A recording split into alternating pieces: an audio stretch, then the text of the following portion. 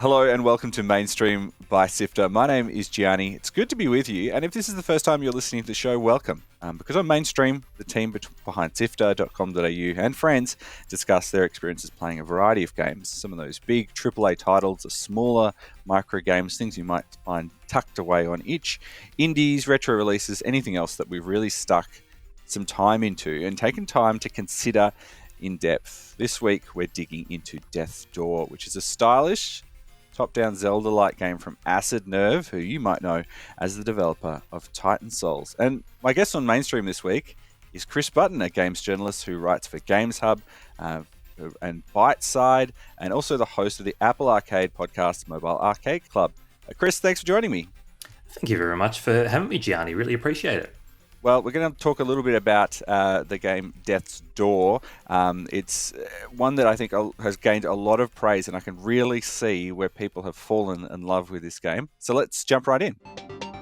You're listening to Mainstream by SIFTER. Visit us on sifter.com.au. Chris, if people have not come across Death's Door before, how would you describe it? What sort of game and how does it play? Yeah, I'd describe it similarly to how you introduced it just before, is that it is very much a Zelda-like experience.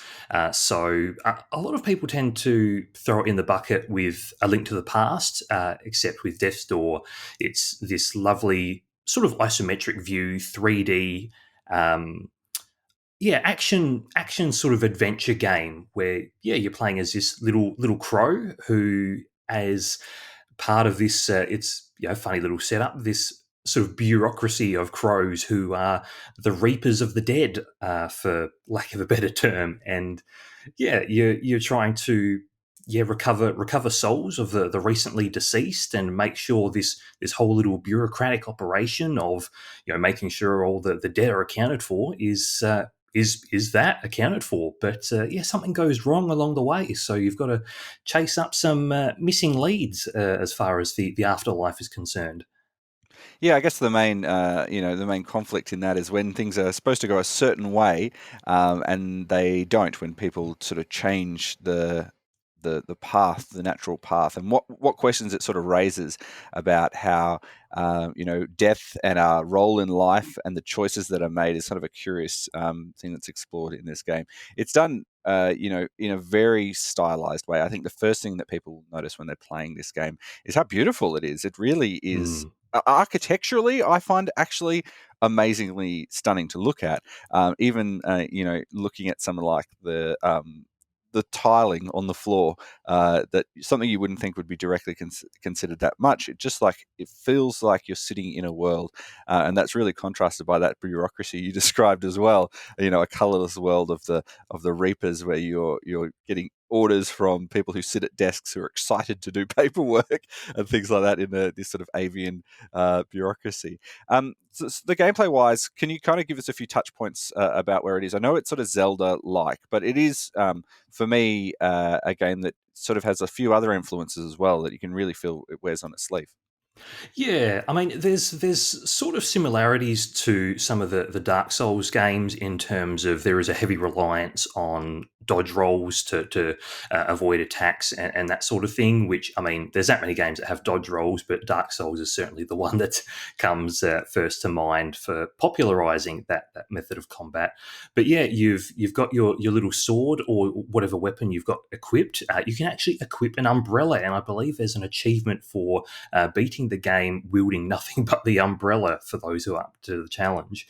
And along the way, you do learn various spells or magic-based attacks like fireballs, or you acquire bombs and other abilities as well. So yeah, it does really harken back to a lot of those Zelda-like combat abilities where, the further you go, the further you progress, you acquire different weapons and different abilities as well, which not only have combat implications, but they also have implications for exploring the world and exploring solving puzzles, rather. For example, the bombs can be used to blast open sort of rocks or obstacles in your way that you couldn't get through previously, and also your fireball spell can be used to light up various lanterns or uh, sort of places that need to be lit up, which can open up other areas in puzzle-like sections, or just add a bit of ambient light to the area, which is nice. It's very Zelda-y in that way, I Yeah. find. That's, really, as someone who loved the 2D Zelda titles when they came out, it is touching a lot of those points for me.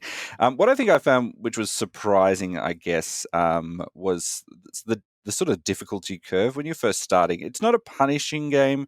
In fact, that you sort of have sort of checkpointed, paths, and if you fail, you get this big death on the screen, which is Mm. kind of ominous and cool and nicely designed. But in the first part of it, I was seeing that screen quite a bit.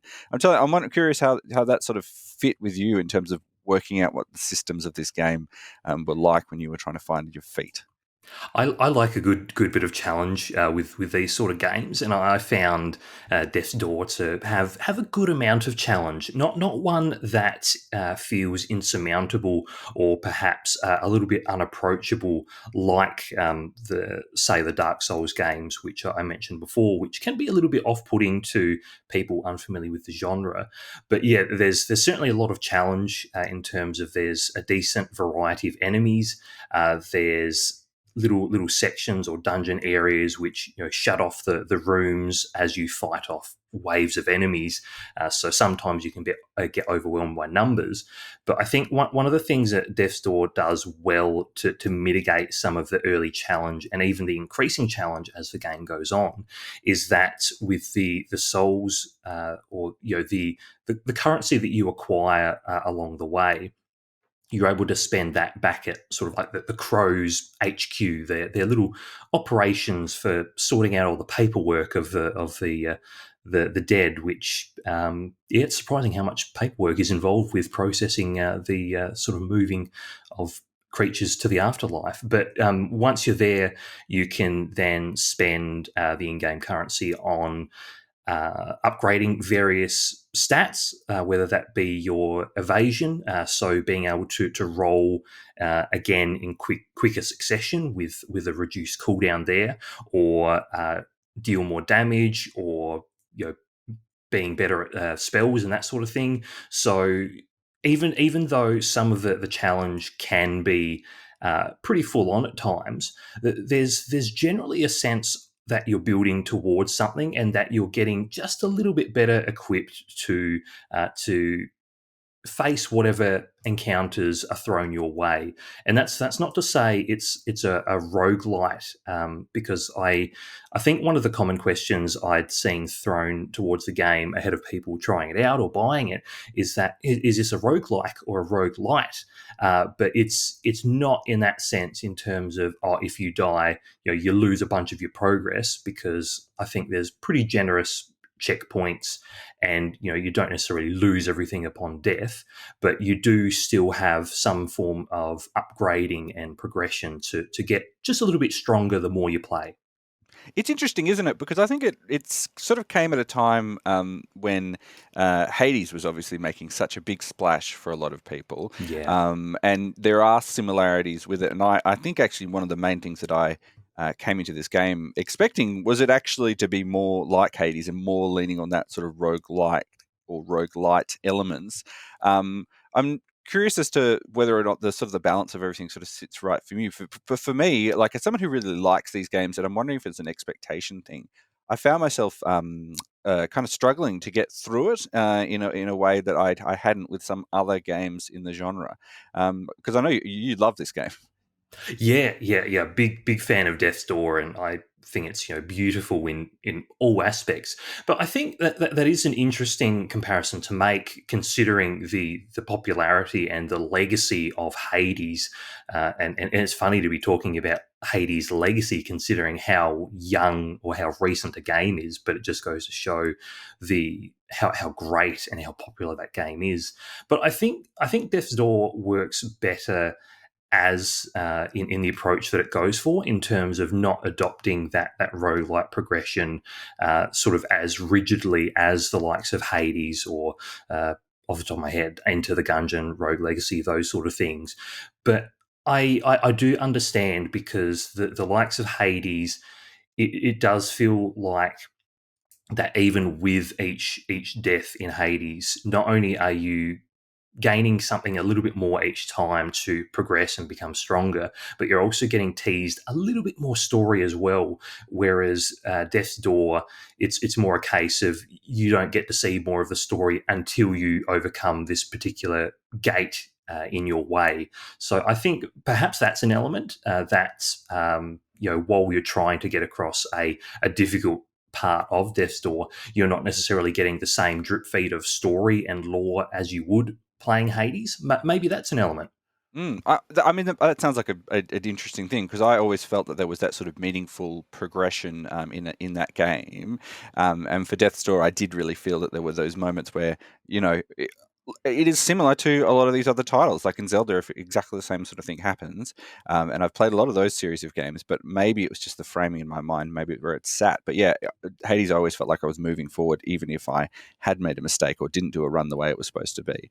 I know you spoke to the developers of this game. They're only a small team. Can you tell us a little bit about what they told you about how they designed this game off the back of their previous game, Titan Souls, which was, again, a boss fight game where, it was all about finding those perfect moments. But, some of that framing that you thought was interesting and you were able to discover from the systems after talking to them. Yeah, so the couple of lads based in the UK from Acid Nerve, Mark Foster and David Fenn. It's the two main people, but they did contract a few other people to help with concept art and incorporating a lot of those creative elements as well, while they handled the bulk of the programming, level design, and music composition as well. I think one of the things that stood out to me from the conversation is that we talk about a lot of the inspirations, or we've already mentioned very heavily Death's Door is very much like a Zelda game, and yes, they did acknowledge that. Yeah, there's plenty of the Legend of Zelda inspirations there, but it's very much, and I think this is true of any developer you speak with, that Death's Door is a bit of a culmination of their entire history playing video games. So there's a little bit of Zelda. There's even, I think with the level design, they were looking to capture some of the sense of wonder of perhaps the 3D Super Mario games, in terms of how you're rewarded for exploring off the beaten track and finding some hidden goodies along the way. But then also, one of the big inspirations was outside of video games, and I think this is seen in some of the character design and some of the sense of whimsy throughout the entire game of Death's Door is, and Gianni, please do correct me, Studio Ghibli. I never have to pronounce it all that. Who knows? Yeah. One or the other, interchangeably used. Yeah, or perhaps I could just go for the easy route and say a lot of the films directed by Miyazaki. In terms of some of those sort of these fantastical character designs and the real quirkiness combined with there's a lot of light and dark woven throughout Death's Door. So you've got the light in terms of you're playing as this very small, cute crow wielding a big sword to fight off enemies and that sort of thing. Working for this really, really weird and quirky bureaucratic death operation. But then you come across some hulking behemoths of enemies, like this automated castle that shoots laser beams at you, and one of the first main bosses after the first main dungeon area is this witch who you look at this witch, and yes, you can see that beautiful anime film sort of translation or sort of inspiration there. So there's a fair bit of inspiration and a fair few ideas that have gone into Death's Door from within video games and outside of the medium as well. I'm curious about the soundtrack as well, because you did speak to the developers about, just to Fen, who worked on this soundtrack, also worked on other games like Moonlighter as well, because it is a game I recommend putting your headphones on if you're like me, playing it on the Switch, where most recently, where it's just come out, and listening to the world that it's there. Tell me a little bit about what the soundtrack sort of meant for you and your experiences of listening to the world of Death's Door. Yeah, it really is a beautiful soundtrack. Absolutely, it really draws you in very quickly, even on the menu sort of main theme, with a lot of these beautiful piano medleys and melodies rather, and a lot of sort of orchestrated sounds, along with some electronic keys as well throughout some of the boss themes and boss music as well.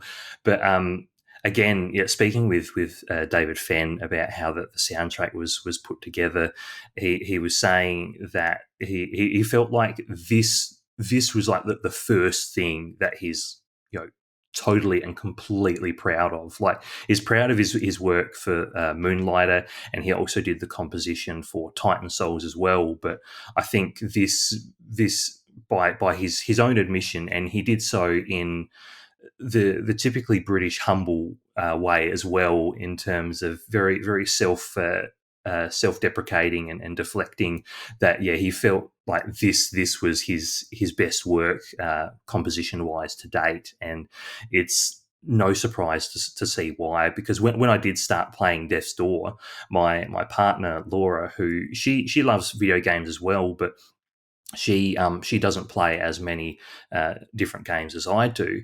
And while I was playing, she walked in and it was very very curious. What are you playing? That's such a great soundtrack. And I've actually heard stories from other people as well, that whether they've got partners or friends or family who don't play games, have actually requested, "Oh, can you play some more of that game, because that soundtrack's really beautiful." So it's a really really lovely soundtrack, and it goes so well with the game. As I mentioned before, the light and dark. There's Mm. some of this light, beautiful piano mixed with these sort of melancholy sounds as well, and then there's some really epic and stirring boss battle music, tracks as well. So yeah, it's got the range. I'm wondering, what is a moment that really stood out to you that sort of crystallized your experience while playing this game? I think one of the really cool moments I liked, and this is slightly, ever so slightly spoilery for the first dungeon boss, referring back to that witch, the Urn Witch, is it's a little bit of a callback to Titan Souls, with how that was a game about fighting these massive bosses, where you could defeat anything in one hit. However, you had to find that specific opening, whatever it was, whether it was a glowing spot on their back or whether it was after a particular series of attacks that they left open. It was never easy to do so. But with Death's Door, while it's not quite as rigid in fighting enemies, you can deal damage in various ways. But there was a nice little throwback, in terms of there's a moment during the Urn Witch fight where she uses her urn to sort of start sucking you in and doing like a big bit of damage. But if you've got the fireball spell equipped, and this was in no way telegraphed, I just happened upon this by accident. If you launch a fireball while she's using her urn as a vacuum, the fireball will enter the urn and sort of cause it to blow up from the inside, dealing a massive amount of damage to the witch and leaving her stunned for a moment. So you can deal some follow up damage as well. And it was a nice little nod to finding that that weak spot that wasn't super clearly telegraphed, but it sort of allowed you to experiment a little bit. So I thought that was a really cool moment, where you can use this really free flowing combat that feels really good to control, and use a bit of creativity to find new openings as well. It really does encourage you to explore not only in the overworld, which is beautifully designed, but in combat as well, trying to exploit enemy weaknesses in unexpected and delightful ways. You know what that moment really reminded me of? It's when I was at school and everyone would be like, "Oh, you've got to use the fireball in that boss, and that's the way you get through it." And everyone was like, "Oh, hang on, I had no idea." But like, really, even though I didn't, wasn't telling anyone else, I just sort of came across that as well. And in reading your work, sort of had a bit of a heads up for it. Thank you for that one. You're Uh, welcome. but yeah, when that moment came up, I really felt like had been let in on a secret, and I think that's a really nice thing that you could say about this game is that, yeah, when you go through it, there is a real sense of discovery, and then you feel Mm. that like you're just pulling back the layers, and everything that's in there, has been very cleverly thought out, but it kind of does give you that sort of feeling that, oh, wow, I've just discovered something really cool. Um, I wonder if that Yeah. was sort of the same for you. Yeah. That was exactly the same, because there's So not only with the Ernwich there as a combat example, but these the levels, or not the levels as such, but the sort of areas that you explore are all sort of interconnected. Again, to lean on the Dark Souls type of comparison, one thing that those games are heralded for is their interconnected sort of level design, where if you loop around a level, kick down a ladder or open this door that was previously unopenable from another direction, then you realize, oh, that connects up to the very start of the level, but from a different angle. So now I can take that as a shortcut. There are moments like that littered all throughout Death's Door. So it feels really satisfying to see this from this isometric view, where all of these levels and these areas are so beautifully designed, almost like a diorama, to see how they connect up, or you can sort of see, oh, okay, that's the way forward, but how do I get there? And then as you fight your way through enemies, go through little dungeons and little hidey holes, you figure out, oh, okay, yeah, so now I'm where I was earlier, and now I can see how that all loops back and connects back in. But then there's also some little moments that deal with some perspective tricks as well. So if you say snake around the edge of a structure, you may realize, oh, hang on, I can actually sneak behind this building, and the camera will flip sort of 90 degrees to the other side, and there's a secret here, so I can actually use that, and it'll give me like a health bonus, or a bonus to my sort of spell capacity, or something like that. Again, rewarding that exploration, and really showing how interconnected and very tightly crafted this world is. It's very satisfying. Um, who's this game for? This game is for, I think, as we've covered before, anyone who enjoyed, especially those older school Zelda games, Link to the Past. I'm particularly partial to Minish Cap on the Game Boy Advance. It's probably one of my favorite Zeldas of all Best Zelda time. game by a Yeah. mile. Oh, well, I've found my kindred spirit. The Yeah, so those sort of games, people will gravitate and enjoy Death's Door, or you'll be the sort of player who will enjoy this experience. I think, yeah, anyone who enjoys a good action adventure game, especially one with a great soundtrack, beautiful visuals with such stunning shading effects. There's some really great work done with the lighting and shading throughout the entirety of Death's Door. But yeah, someone who enjoys a challenge. So if you're looking for more of a breezy experience, perhaps don't play Death's Door right now. But when you're looking for an action adventure game with tight combat, a decent challenge, and plenty of secrets to find along the way, then I reckon Death's Door is right up your alley. That's Death's Door. It's out on Windows. Came out on the Xbox earlier this year, and it's now out on the Nintendo Switch and the PlayStation as well. So if you're interested in checking that out, it's definitely one to have a look at. Thanks to the developers for giving us access to the game for the purposes of putting this review together. This is Mainstream. So this has been Mainstream by SIFTER. It's what games the SIFTER team have been playing, and our friends as well in the media. Chris, thank you so much for being part of this episode of Mainstream. Thank you very much, Gianni. An absolute pleasure. Thanks to Brian Fairbanks from Salty Dog Sounds for composing the Mainstream theme music. Now, if people want to find your work online, where can they read the stories that you've been putting together, the interviews that you've been conducting recently?